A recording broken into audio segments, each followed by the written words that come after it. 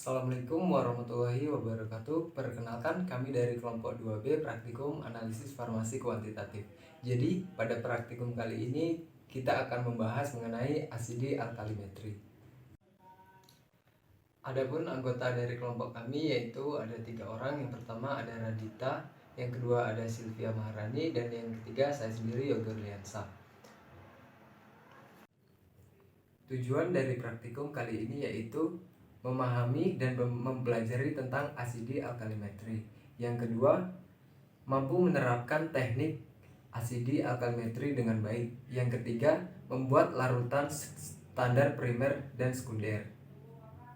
Pada praktikum kali ini, alat dan bahan yang digunakan yaitu yang pertama alat beker glass 1 buah, buret 1 buah, air Lemayer 1 buah, pipet tetes 1 buah, pipet volume 1 buah, bola hisap 1 buah, statif 1 buah, corong 1 buah, botol semprot 1 buah, dan pipet ukur 1 buah. Untuk bahan yang digunakan yaitu Aquades 1 liter, metil merah 200 mg, NaOH 1N 4 gram, H2SO4 0,1 N 3 ml.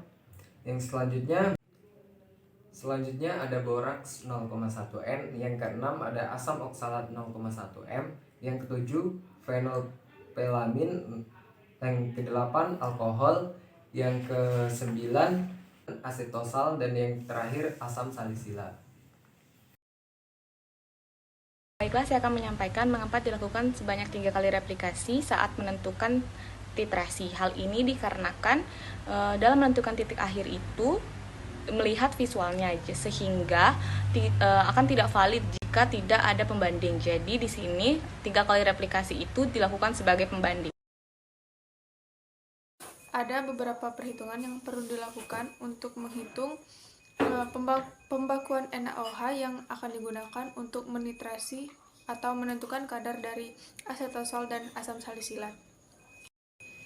Pembakuan NaOH yang pertama yaitu dengan asam oksalat memiliki rata-rata 12,3 ml, yaitu didapat dari 3 kali replikasi. Nah, sehingga dari rata-rata tadi kita dapat mencari normalitas dari NaOH, yaitu 0,08 N. Nah, normalitas itu atau konsentrasi dari NaOH itu dipakai dalam penentuan kadar asam salisilat. Nah, pada replikasi pertama didapat kadar asam salisilat sebesar 26,5%, dan pada replikasi kedua ada 30,92%, dan replikasi ketiga ada 35,34%. Pembakuan NaOH yang kedua yaitu juga dengan asam oksalat mendapatkan rata-rata volume 14 ml dari 3 kali replikasi, sehingga kita dapat menghitung normalitasnya dari rata-rata volume tadi didapat 0,07 N. Nah, dari konsentrasi NaOH 0,07 N tadi dapat kita gunakan untuk menitrasi atau menentukan kadar asetosal. Nah, pada replikasi yang pertama kita mendapatkan kadar asetosal sebesar 25,12%. Nah, pada replikasi kedua kita mendapatkan kadar asetosal sebesar 29%, dan pada replikasi ketiga kita mendapatkan kadar asetosal sebesar 38,60%.